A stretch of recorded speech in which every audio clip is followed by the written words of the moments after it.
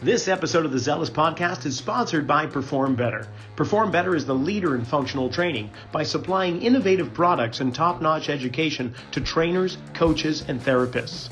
Check out the brand new Perform Better app, designed for professionals who want to stay on top of their game.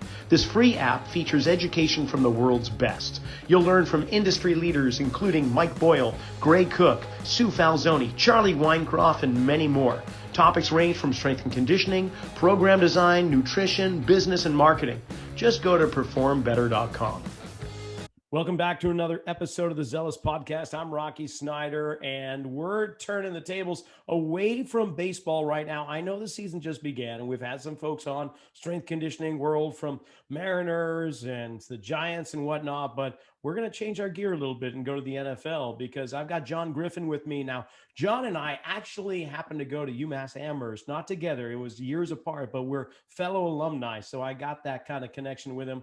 However, he played for the Jets, and I'm a Pats fan, as you can tell by the balls behind me. So I know we've got some love, but there's a love-hate relationship I can feel brewing already. I'm going to try and keep that down. But John is actually one of the strength conditioning coaches for the LA Rams. So without further ado, hey, John, welcome to Zelos. Glad to be here, man. Thank you. Thank you for having me. You too. Now, we were talking a little bit before the show, born in Texas, but moved up to Massachusetts and became a masshole like myself, which is, it takes a certain breed to really embody that. And we'll find out if you have that. But you went to Northeastern, you were a Husky for a few years, but then you transferred to UMass. What was that all about?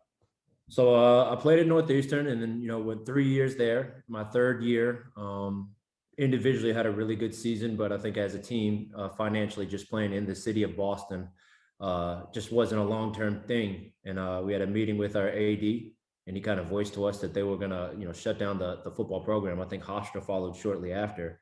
Mm-hmm. So it was heart-crushing for a lot of guys, saw their collegiate dreams end. And I was fortunate enough that UMass came out and gave me another home, and I consider myself a UMass alum. Nice. So that was your senior year, right? You got a scholarship over there? Yep, my senior year. Yep. So I got a scholarship to Northeastern and got canceled, and then got a scholarship to UMass. And broke a few records at UMass, being a Minuteman there. So that attracted some attention with the NFL. But you were an undrafted free agent with the Bengals? Yep. So I just had to kind of get it out the mud, man. Like every other college football player, thought I was going to get drafted. Didn't happen. I was a priority free agent, so I had an opportunity to go to a couple organizations. Me and my agent sat down and felt like the Bengals gave me the best chance to make the roster. Spoke to the running back coach, ended up going to Cincinnati and giving it a run there. And ultimately that didn't work out. I ended up getting released after the last preseason game. And then I got on with the Jets.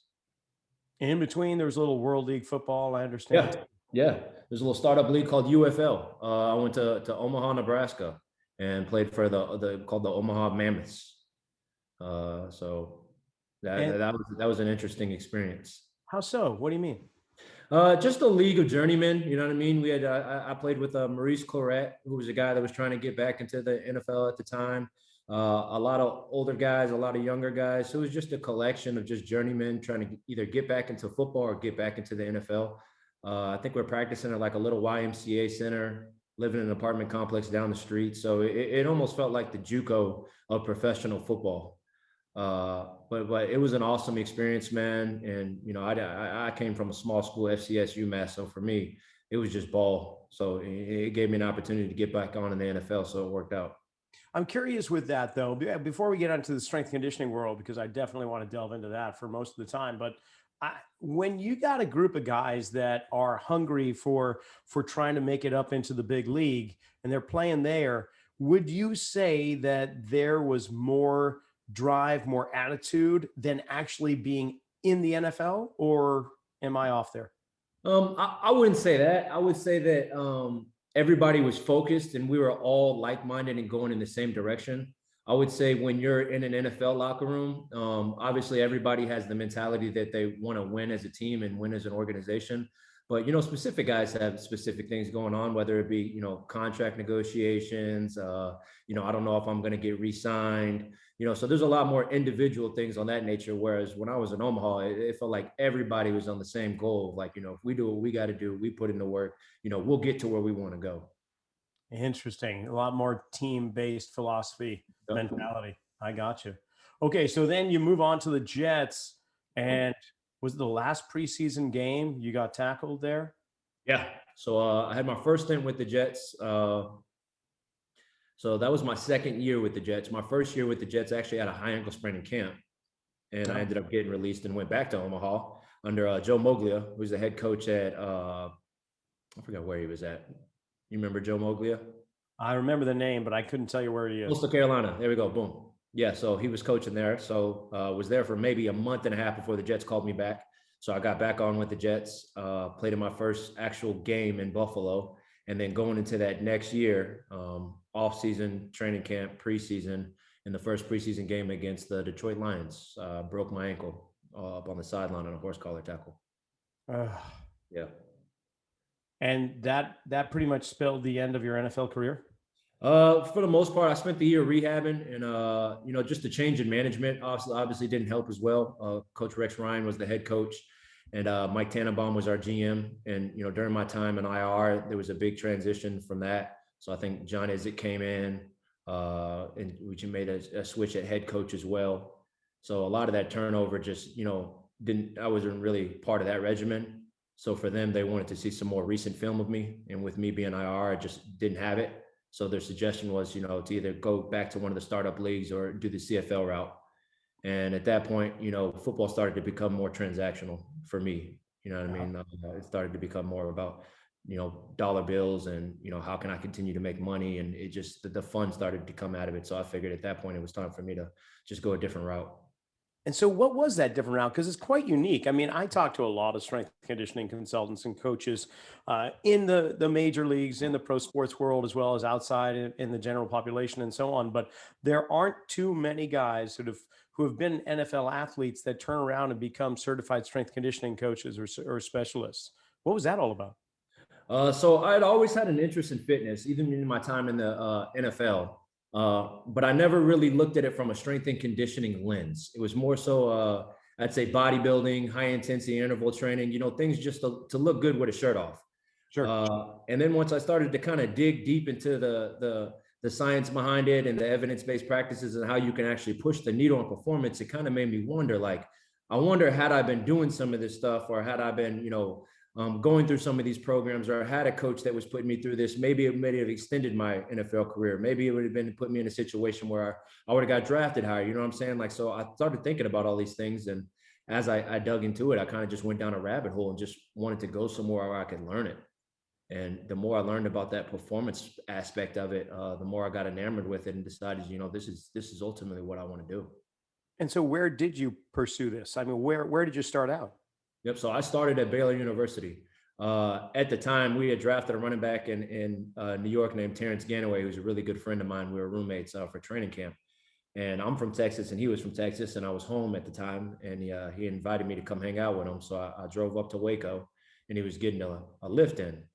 So I went into the weight room, and the environment in there was like no environment I had ever experienced before, and it was awesome. And I was like, hey man, introduce me to you guys as head strength and conditioning coach. So he introduced me to Kaz Kazadi, who's a big mentor of mine, and just kind of exposed me. Him and his staff exposed me to the performance realm. Just a team of people that the emphasis was driving athletic performance and pushing the needle in that aspect. And I decided that's what I wanted to do. And he gave me an opportunity to internship, and that's how it got started. Fantastic. Now, what was it that blew you away when you walked in the room? I mean, you go into a common gym or workout facility, you got squat racks, barbells, and dumbbells or whatever, maybe a rack of kettlebells and some cardio equipment. What was it there that you just went, are you kidding me? It was the vibe, man. It was the vibe. The music was so loud, you could barely talk, you could barely hear. It was controlled chaos. The intent behind the movements the guys were doing, you could just smell competition in the air. I'm a competitor at heart. I love that. I love that feel. It's what I think made me a good athlete. So you could just see guys competing on the rack. You could see a feel for the room. You could hear the music blasting. It where I had come from, that's not what strength and conditioning was to me. It was always, on the whistle, quiet, down, up, next set. And, that's just what I had come accustomed to what strength and conditioning was. And I came in here and guys are having a good time. Guys are lifting their asses off and competing on the rack. And I was like, man, I wanted to get it lifted. Right on. So how long did you stay with Baylor? So I was at Baylor for 2 years. I interned there and they gave me an opportunity to become full-time. So I joined the full-time staff there in 2015. And after I left Baylor, I had got a call from Coach Muschamp and Coach Dillman in South Carolina, who gave me a full-time job opportunity to go coach in the SEC. So I thought, this is going to be good for me to branch off and experience a different business model of football in what I believe is the premier division in college football. So just the opportunity to go to South Carolina and experience that was huge for me. Wow. Okay. So Clemson and South Carolina, big names in the world of college sports. I mean, it doesn't get much bigger, honestly. And so their coffers are pretty full, pretty deep pockets. So you're talking like state-of-the-art technology, equipment. I mean, you dove in head first into some amazing, amazing stuff. What are some of the things that blew you away when you got to South Carolina? Just the facilities, man. Just the capacity to service so many athletes at one time, the amount of racks we had, the amount of space we had, the indoor facility, just the bells and whistles kind of blew you away. And like you said, just the budget there for food capacity, just, everything that you could possibly want as an athlete is there. So, just putting athletes in the best situation possibly successful. You really have no excuse. Well, it makes sense from my perspective why you would do what you're doing, because you go from one team environment into another team environment, but it's the team of coaches. Yeah. So transitioning from a team of players into the team of coaches, what was that like? I think it was similar. I think coaches are kind of wired the same. I think at the end of the day, we're all competitors, and that's why we play this game, and that's why we coach in this game. The biggest thing was just coming there from a player's perspective. I think sometimes when you're a coach for an extended period of time, you kind of get away from that. And majority of coaches played at some point or another in their career, but you start coaching a while and you get away from, the mindset of an athlete. And sometimes it's not about the information, it's about how you package the information. And I felt like coming into the realm with the mindset of a former player and being able to kind of bridge that gap, I think set me apart and kind of gave me a niche early on to fit in. Yeah, I imagine that's quite the advantage when you can relate and communicate on a much deeper level to the athletes there. So some of the best coaching advice just you've ever received, and not to sound immodest, but what do you feel like is the best coaching advice that you tend to give? Number one would just be yourself. You see a lot of examples of success in this industry and specific personalities or specific training styles or philosophies. And a lot of times you see guys, we'll try to mimic that to get the same results, but I think it comes off as disingenuous. So the first piece of advice that I've always gotten is just be yourself. And that's always gonna transcend and get you to where you need to go. And the second piece of advice is a little unorthodox that I got from a mentor was, go for the bank job. And at surface level, everyone's like, what does that mean? So when you're talking about taking down a bank, and this is obviously from a movie called Heat is where I got it from. It's a very calculated process. It's not something you do overnight. You don't just get off the couch and say, we're going to take down the bank. There's a lot of logistics. There's a lot of thought process. It's a long-term game. There's a lot of people involved. Everyone has a job to do and everybody's got to be on point with what they're doing.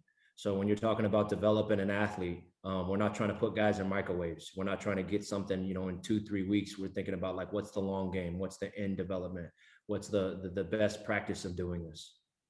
That's quite a turnaround from say 15, 20 years ago when it was just, hey, if you were a running back in the 90s, we're just going to get you to get as many yardage and you're disposable. We just chew you up, spit you out because there's another one right behind you.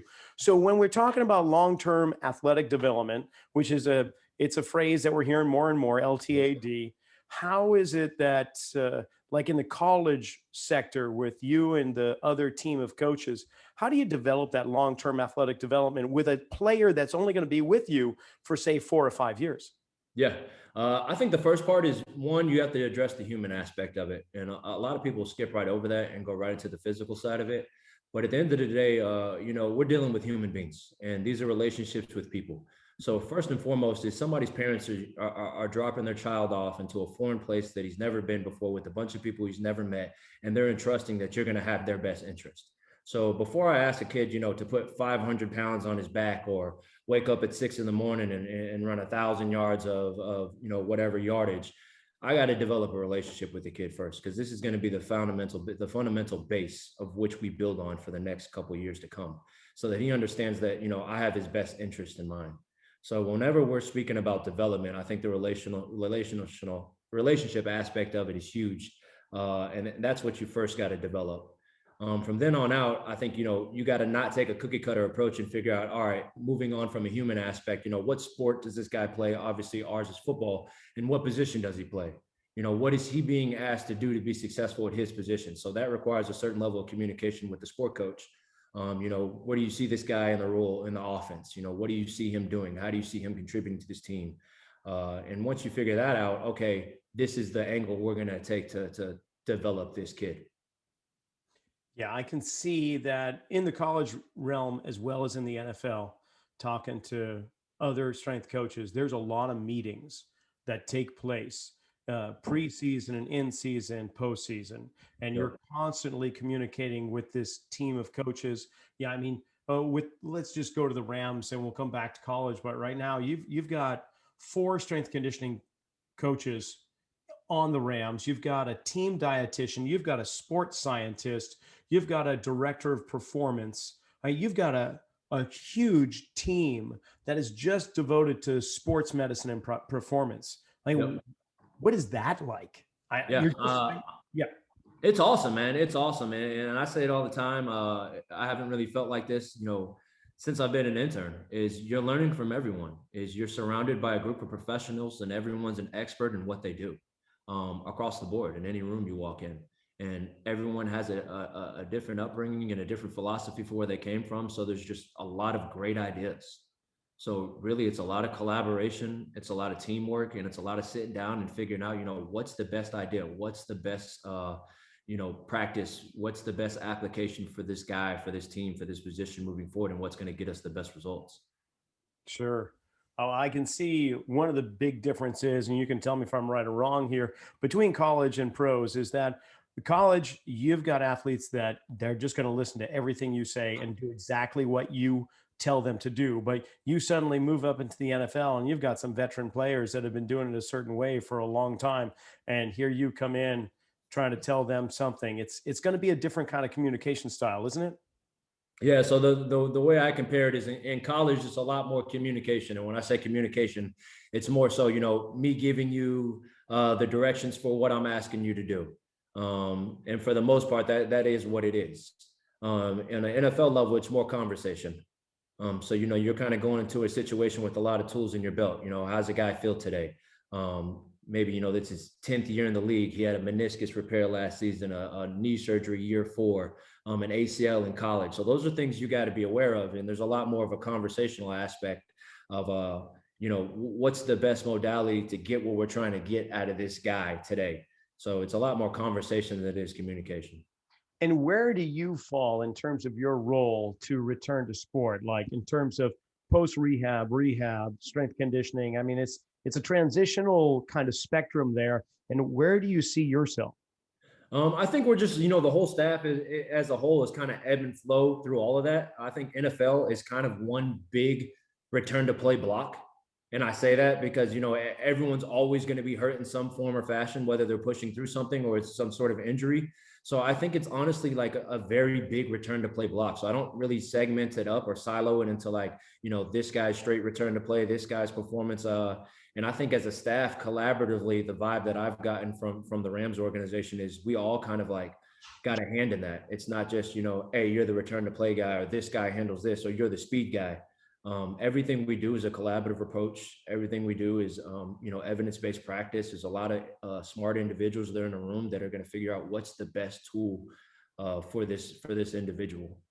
So in the time that you were doing strength conditioning as a player yourself to now, whether it's in the college realm where a lot of information is created and a lot of research is done and passed into the pros, or in the NFL itself, what are the major changes or adjustments that you've seen in regards to program design and strength conditioning when you were a player compared to the players right now?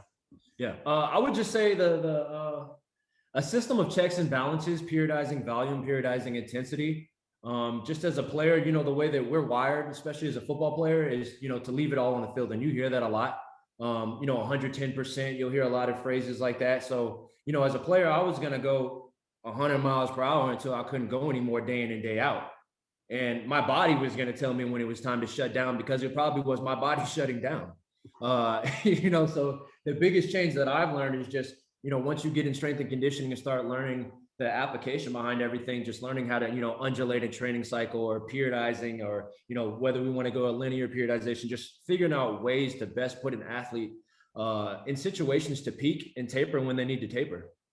Okay, I love that we can talk about periodization. So what are the parameters? What are the metrics that you typically use to determine when to tweak the mesocycle, the microcycle, any part of the periodization?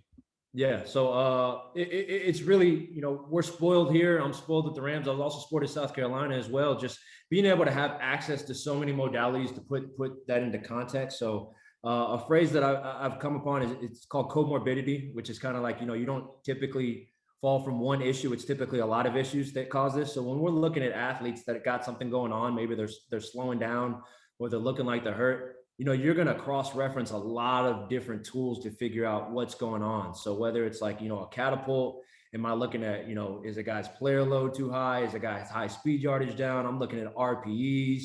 We'll go in the weight room and say, how many reps did we prescribe? Nutritionally, what is this guy's body fat looking like? Is this guy losing weight? Is he trending downwards? So when you see a lot of those metrics start to pop up, it kind of gives you a sign to put things into context to say, well, you know what? Maybe it's time for this athlete to start tapering off. Do you also throw in the filters of, okay, this is structural or biomechanic, this is chemical based in terms of fueling, and this is mental emotional, like we've got to get the sports psychology involved here?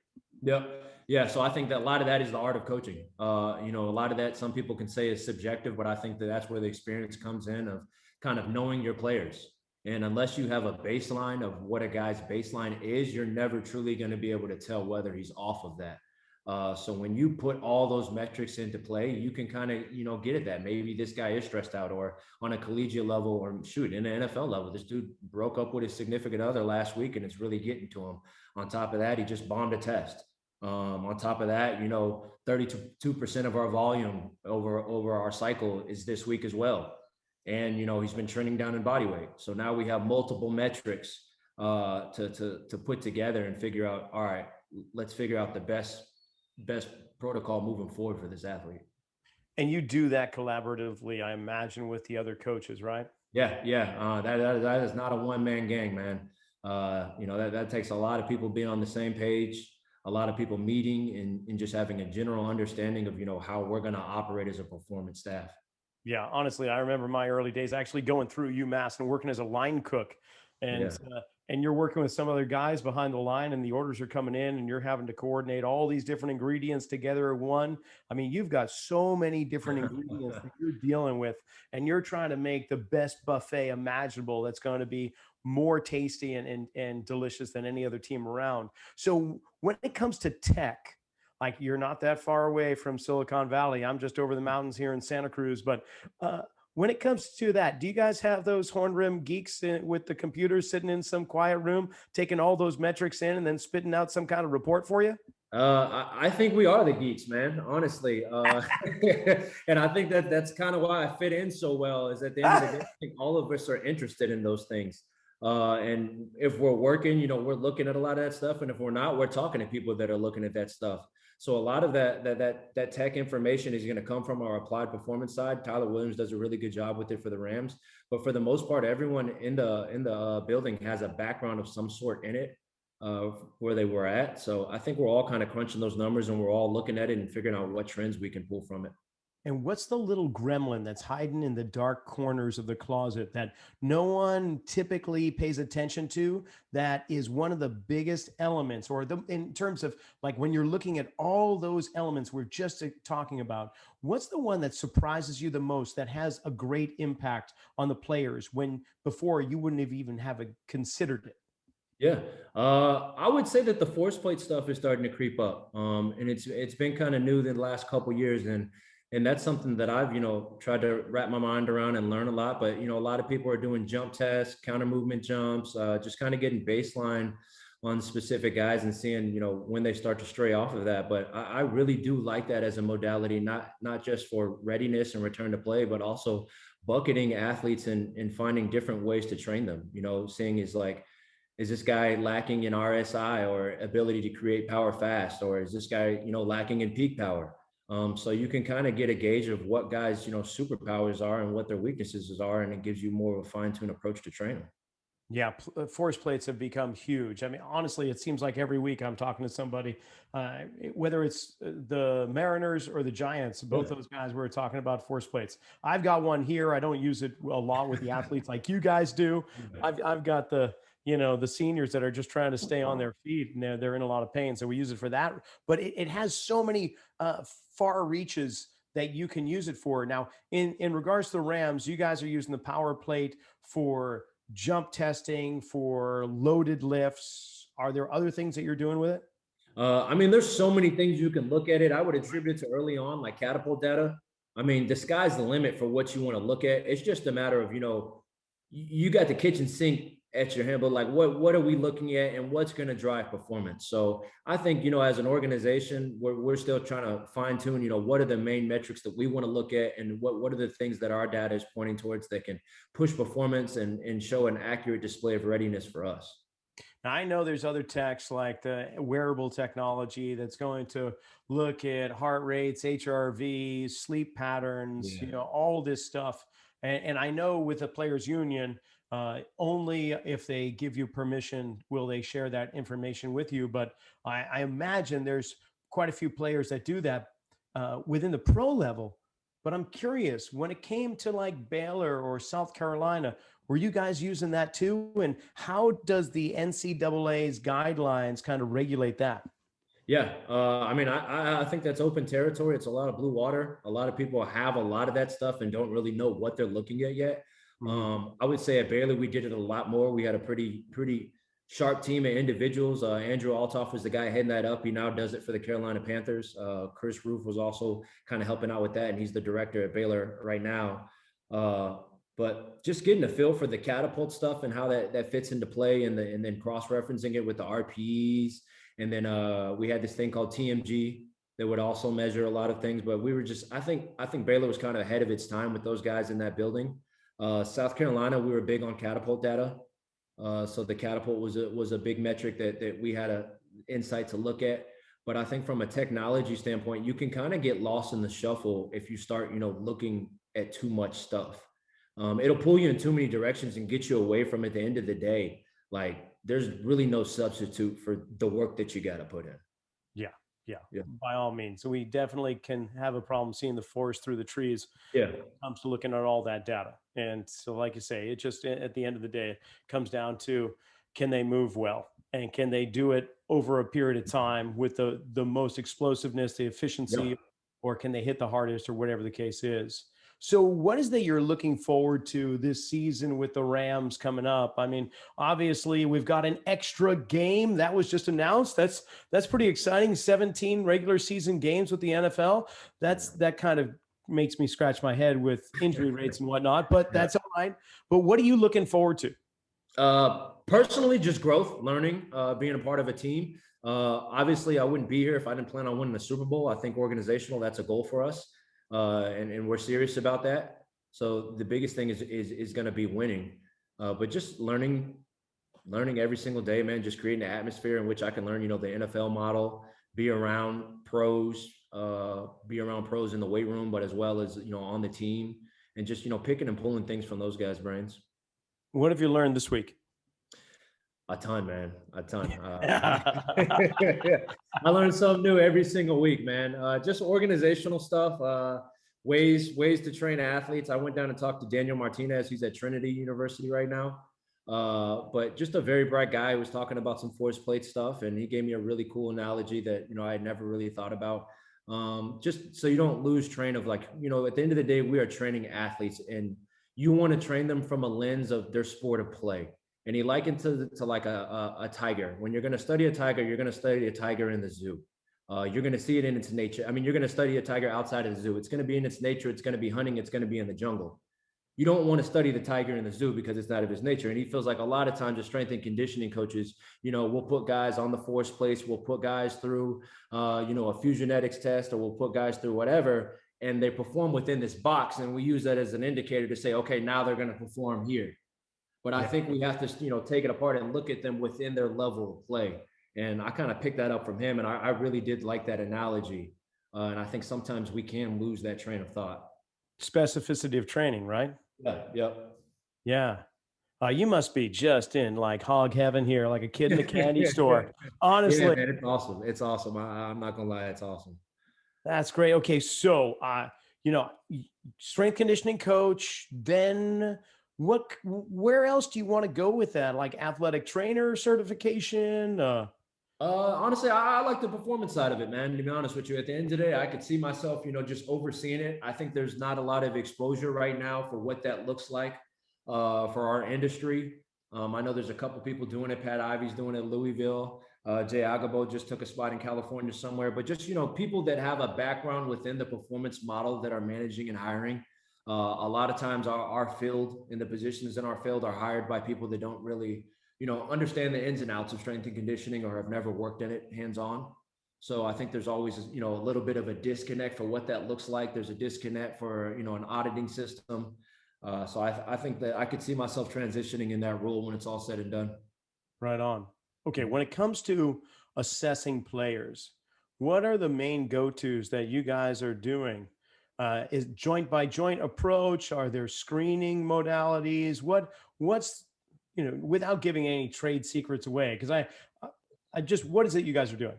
Yeah, I mean, I think everybody has their own screening process, and a lot of people use third-party companies. A lot of people, especially in the NFL, Fusionetics, FMS. We have kind of an in-house screening protocol, but without getting too specific into it, like the main things we're going to be looking at are obviously the knee, hip, and the ankle. And how those three things move, as well as thoracic spine. So just kind of judging where guys are at in each specific region of that. Obviously in the multiple planes and sagittal, frontal, and transverse, to see how guys move in that, and see where guys' weaknesses are. You know what I mean? So if a guy's not really bending well in the ankles, doesn't have much ankle flexion, is it coming more from the knee? Is he tend to hinge more at the hip? If a guy doesn't have a lot of thoracic mobility, where is he compensating? And just kind of building profiles off of that, of what guys need to maybe supplement in the weight room or stay away from or do more of. And are you doing these assessments while they're lifting? Is it just loaded movements? No, I think pretty much every program's the same. And, I'm not sure about the NFL, but on the collegiate level, most of the time when the guys come in, they will have a period to assess. And that's typically when you get all the guys back on campus or in the building. There typically be a certain amount of time dedicated towards, some people allocate that time for their conditioning test or an assessment. So that's typically the time we'll do that. But I think it's a year-round process. Sure. You're constantly revisiting those things to see if they're improving or not improving. Okay. Now we got the combines coming up in a couple months here. Yeah. And how are you guys, what do you have to do to prepare for the combine? For us, not much, man. I think that's more on the scouting side in the NFL, you know what I mean? So I know right now a lot of those guys are training for a 225 test, vert, bench, and 40. So I think the biggest thing in my head is once they come in is we got to start training for the sport of football. So I was going to say, what do you think about that? The combine, like the movements, I got to say, for me personally, they feel archaic. First of all, if you're laying on the ground and you're having to push 225 pounds repetitively, you're on the wrong side of the scrum, my man. Yeah, I think at the end of the day, man, the people that are running the show that came before us, everybody at the end of the day wants a reference. You know what I mean? Something they can revert back to and compare to. And I think the combine's been around so long that a lot of coaches have references to what some numbers mean. And you start introducing a lot of these new metrics that may open up a door and show some more things that are applicable to the game and the sport. But a lot of coaches don't have a reference for it. You know what I mean? So if I tell a coach a guy's RSI, or, he did a gym aware, he was able to do this, he doesn't know what that means. But if I tell him, he ran a 4.3 at 242, he has a reference now. He can go back to his reference. He's been coaching for 20 some odd years, and he can cross-reference that with specific athlete that he's training.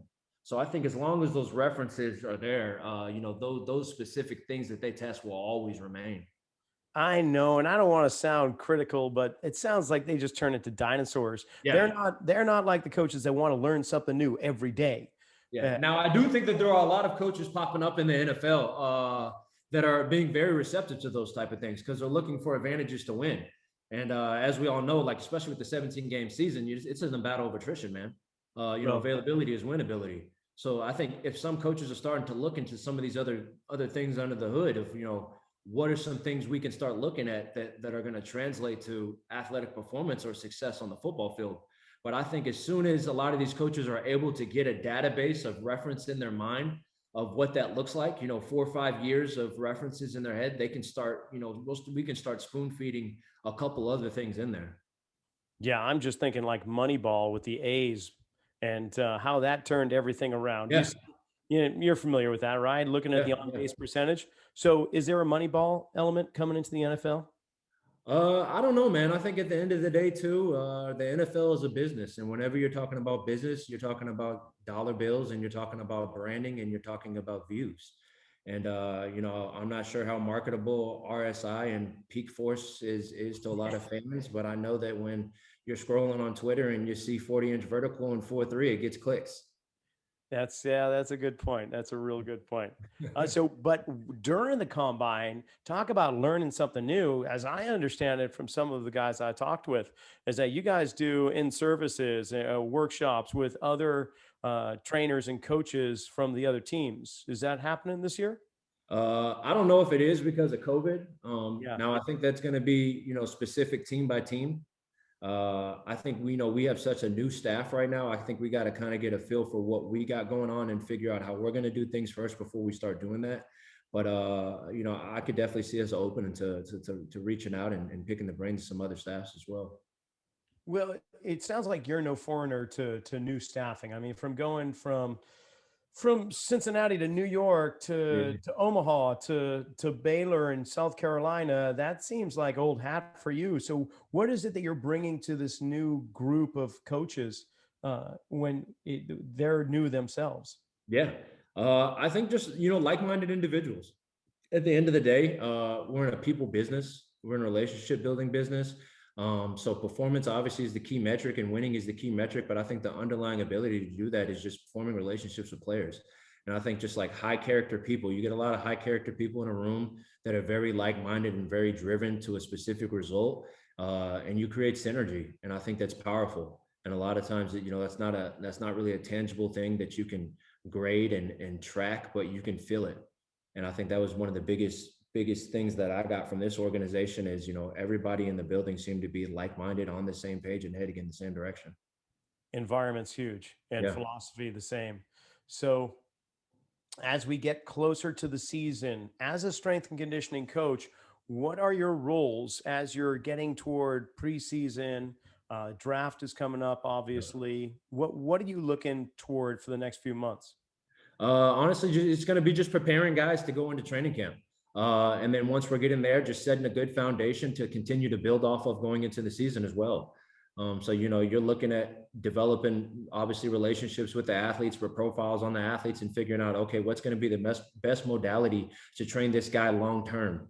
I'm not going to force an exercise on a guy that maybe he's only going to be able to do for 4 weeks. And then once we get into the season and he's got a jammed up wrist, we can never come back to it. So, what patterns do we want to implement and what movements do we want to start grading and getting these guys accustomed to that are repeatable and standardized? Okay. Now, when it comes to training and lifting, there's going to be some fundamental lifts that are going to be your core go-tos.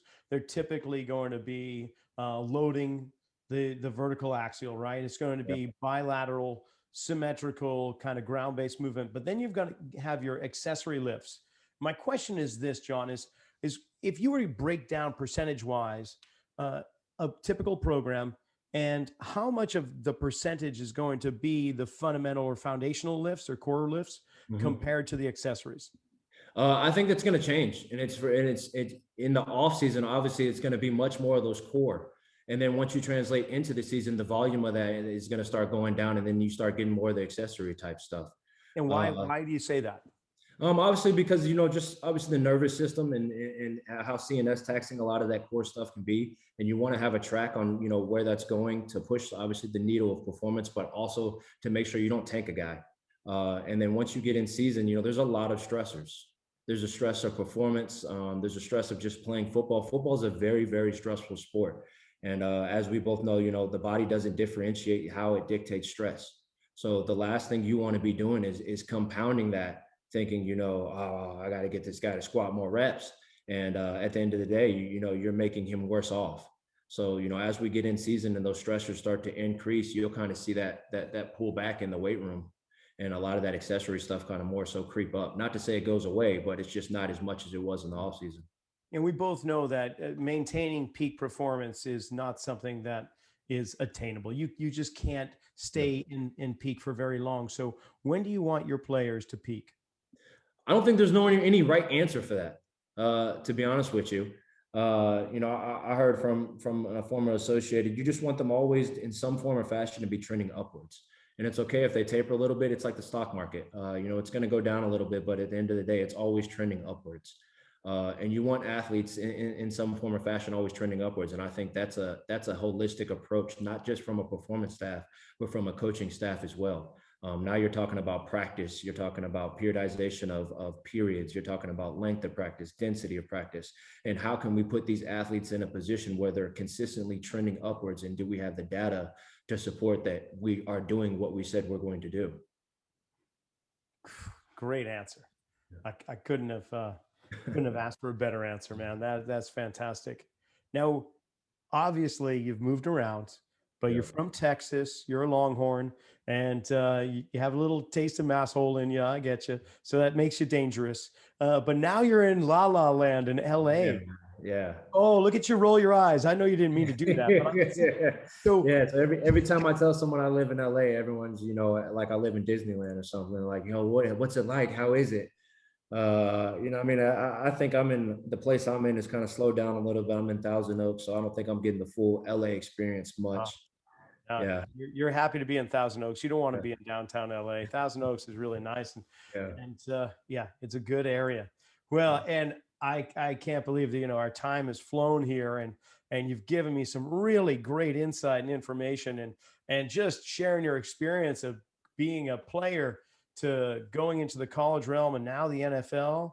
I know your future's bright, and I just can't say thank you enough for spending some time and sharing all that you did with me. And hopefully, with the season underway, and maybe we could check back another time and just see how things are going. And of course, when you become head strength coach of whatever team you want to, I'll be watching. Awesome, Rocky. I appreciate you, man. And that's it for another episode of the Zelos podcast. Thank you, John Griffin and the Rams organization, for sharing a little bit of your expertise and experience. And then next week, we've got Rob Campbell with the Detroit Red Wings. We'll find out what's happening in the NHL. Thanks for listening. Be sure to subscribe, and we'll see you next week.